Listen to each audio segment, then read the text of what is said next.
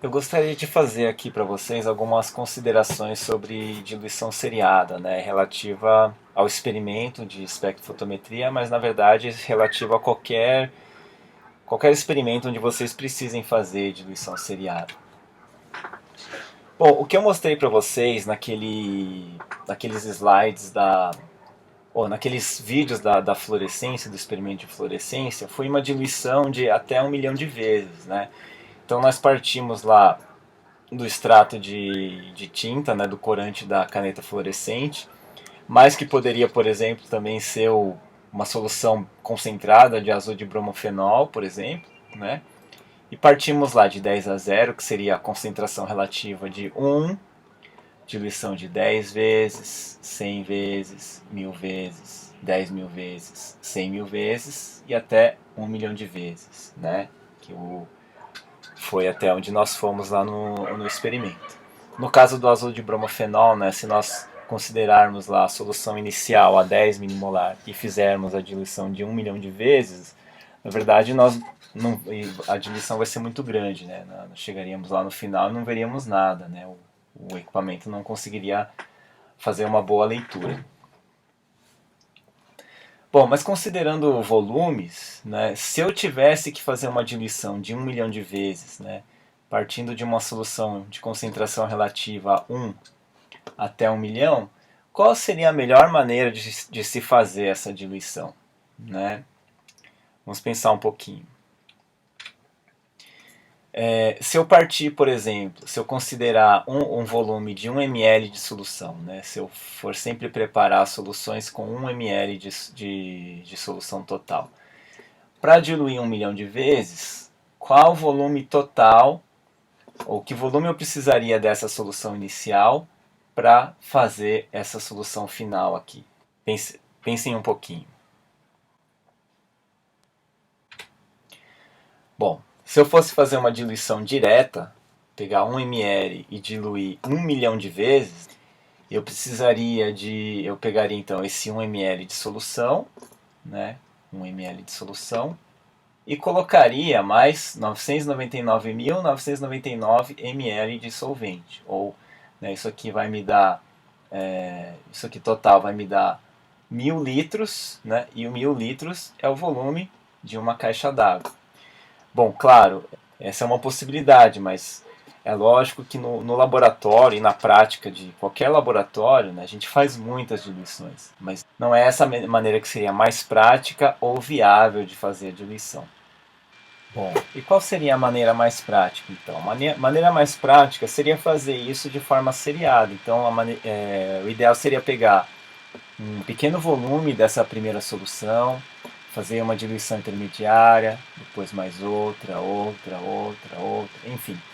Talvez nem a forma mais prática seria fazer tantas diluições assim, né? Mas vamos pegar por séries de 10, fazer diluições de 10 em 10 vezes, para ver como foi feita aquela solução do experimento de fluorescência. Né? Então, por exemplo, ups, para fazer a solução diluída 10 vezes, vamos considerar então o volume de 1 ml para ficar mais fácil.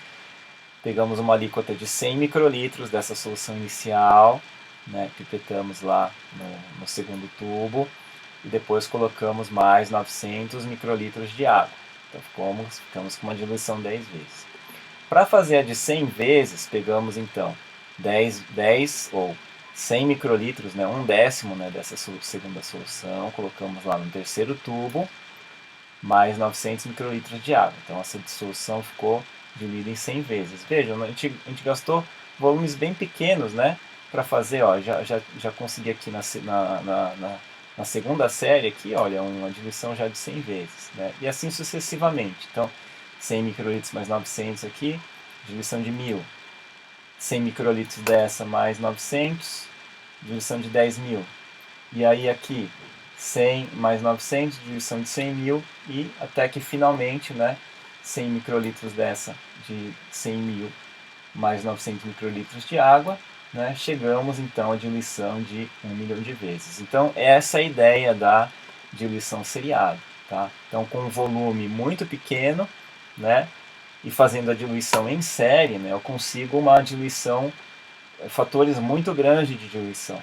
Tá? Então, pensando, por exemplo, que grande parte dos reagentes ou das soluções que nós preparamos no laboratório de bioquímica, um laboratório biomédico, são produtos muito caros, né? A gente precisa usar realmente uma pequena quantidade de material. Então, né, aqui só ilustrando para vocês, né, os volumes utilizados, né, para fazer cada uma das soluções. Então vejam só, no total, olha, para fazer todas essas diluições aqui, então eu usei só 100 microlitros da solução inicial, que é essa daqui, né? E 6,7 ml de água só, né? Contra 1 milhão, ou desculpa, 1 milhão de microlitros, né? Ou 1.000 litros, se eu fosse fazer a diluição em uma etapa. Bom, então como calcular diluições? Então, um método através da conservação de massa, ou da equação, né, que muitos de vocês devem conhecer, C1V1 igual a C2V2. Então, concentração 1 vezes volume 1, ou a concentração 2 vezes volume 2. Né? Na verdade, você está fazendo uma relação de mol por volume vezes volume, né? Mol por volume vezes volume. Né? Então, a massa que tem aqui total vai ser igual à massa que tem aqui total. Né? As concentrações e os volumes é que vão ser diferentes. Então, é o mesmo que tem. Por exemplo, eu tenho a mesma massa, né? Por exemplo, eu tenho a mesma massa aqui nesse volume ou nesse volume. Ou, por exemplo, massas iguais que se conservam em um volume X e um volume Y. Né? Agora, os volumes e concentrações são diferentes. Uma outra maneira de calcular é como eu geralmente faço, é pelos fatores de diluição. Então você tem a concentração da solução 1 e a concentração da solução 2, que é na qual você quer chegar. Isso, a relação entre essas soluções dá um fator de diluição. Então, por exemplo, nós temos o azul de bromofenol a 10 milimolar, que é igual a 10 menos 3 molar, dividido pela solução que eu quero preparar. Nesse caso, por exemplo, 2,5 vezes 10 a menos 6 molar, ou 2,5 micromolar. Isso aqui dá um fator de diluição de 4.000. Então, se eu quero preparar um volume de 1,5 ml de solução, eu divido essa solução pelo fator de diluição. Então, vou ter uma parte, né, com 0,375 microlitros, e a outra parte com o restante do volume. Bom, só que esse volume é muito pequeno. Né? Em geral, nós não pipetamos volumes, ou apenas em condições especiais, né, nós não pipetamos volumes tão baixos assim. Então, por isso, o ideal é fazer uma diluição seriada. Né? Então, faço, por exemplo, uma diluição intermediária. Né? Nesse caso, por exemplo, faço uma diluição de 50 vezes, e aí eu vou produzir uma solução de 200 micromolar. Depois dessa solução de 200 micromolar, faço uma diluição seriada. No caso aqui, faço uma diluição de 80 vezes para produzir a solução de 2,5 micromolar. E assim por diante. Né? Então, para produzir a de 5 milimolar, né, pego essa solução diluída 50 vezes e diluo, e depois, a partir dela, faço uma diluição de 40 vezes. Para fazer a 10 milimolar, que são 1.000 vezes, então 50 vezes 20, né, 2 diluições. Para fazer a de 15, vai dar um número fracionário, né, então 666,67 vezes, arredondando. Então isso dá uma diluição de 50, depois mais uma diluição de 13,33363, enfim, 15 micromolar. E assim por diante. Né? A de 500, né? Uma diluição de 50 e uma diluição de 10, dá a solução de 20 micromolar. Bom, em relação aos volumes, usando os fatores de diluição, então, por exemplo, para preparar 1,5 ml de uma solução a 200 micromolar, então seria uma diluição de 50 vezes. Né?